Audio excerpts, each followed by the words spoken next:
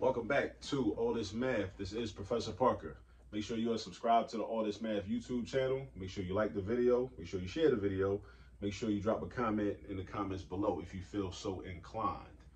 All right, now, what is today's lesson about? Today's lesson is not really a lesson. It's more so a conversation. A conversation about what, though? A conversation about the commutative property.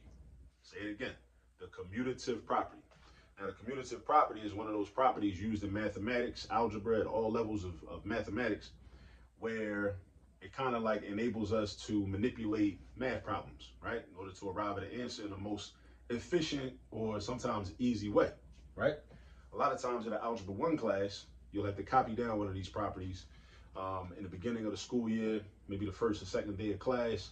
You copy down the associative property, the commutative property, the distributive property, the reflexive property, the identity property, the property of symmetry, and all these different properties. But a lot of times, we never actually know what these properties really mean. So I wanted to make this little quick video just to talk about what does the commutative property actually mean, and actually what's the benefit of it. Because it's kind of easy to tell what it means, but what's the benefit? Like, why do I care? Why should you care? So if we take a look up here, I got the commutative property. This is an algebraic representation of it. A plus B is equal to B plus A. Now, don't get all intimidated whenever you see letters in math. All right, don't get intimidated. The letters are just placeholders. That's all they are. And we call those letters variables. They're variables, right? They're just placeholders, which lets us know that A and B could be any random numbers, right? B and A could be any random numbers, right? So what this means is that when you add, and I should have did this for multiplication too, but matter of fact, hold up. Check this out. I'm gonna do this too. So I got A plus B equals B plus A. I also should have wrote A times B equals B times A, right? So that just lets us know that when you add two numbers together and get a certain result, if you were to switch the order of the numbers, the result or the sum would not change. The same thing with multiplication. If you multiply two numbers together, A and B, right? If you change the order of those numbers, it does change the nature of the problem, but the product or the result won't change, all right? So that's what the commutative property is for, right? Well, that's what it means, I should say. But now, if you have 2 plus 8, how is the commutative property beneficial? So imagine, put yourself in the shoes of a first grader or maybe a second grader that doesn't have all of their addition facts memorized yet, all right? So if you're trying to do 2 plus 8, you probably count with your fingers if you don't have all your addition facts memorized yet. So if you count with your fingers, and let's say okay, you're like, all right, well, 2, put this many fingers up, and then you got to add 8, so that means you got to put 8 more fingers up. So you got to go 1, 2, 3, 4, 5, 6, 7, 8. You just put up 8 fingers, and then you got to count how many fingers you got up all together.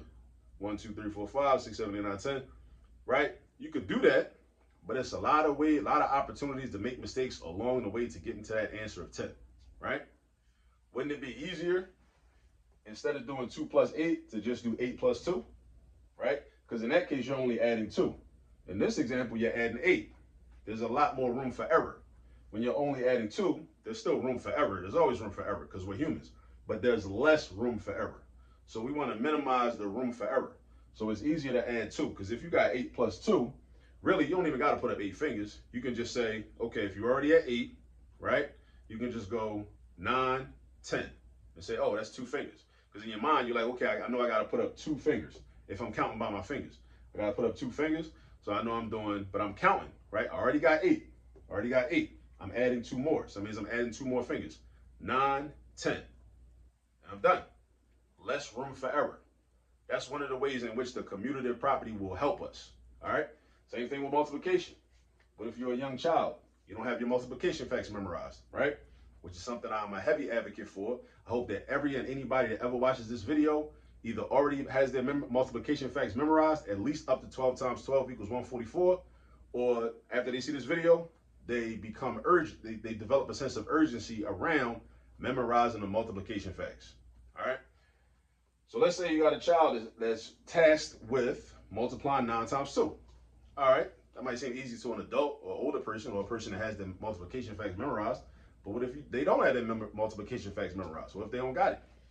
Then But let's say they do know their two tables. They don't know their nine tables, but they do know their two tables. So because they know their two tables, they know by memory, by heart, that 2 times 9 is 18. So if they know the commutative property tells you that you can switch the order around and the result or the product is going to be the same, the product is the answer you get when you do multiplication, right?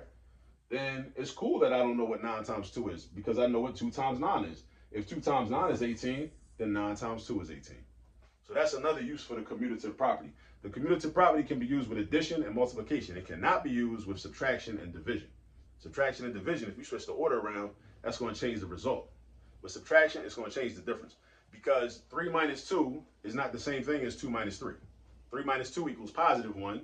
2 minus 3 equals negative 1. Not the same thing.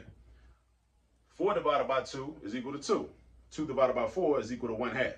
Not the same thing. All right? Not the same thing. So the commutative property applies to addition and multiplication. And I just gave you a couple of reasons or situations where it would come in handy. All right? So think about the commutative property. Think about the other properties. When you sit in class, you copy these properties down. Make sure you know like what the purpose of it is. And if you don't understand the purpose, make sure you raise your hand and ask your teacher. Your teacher should be able to tell you what the purpose is. And if they're not, just come to my channel, find a video. I got you. See y'all later.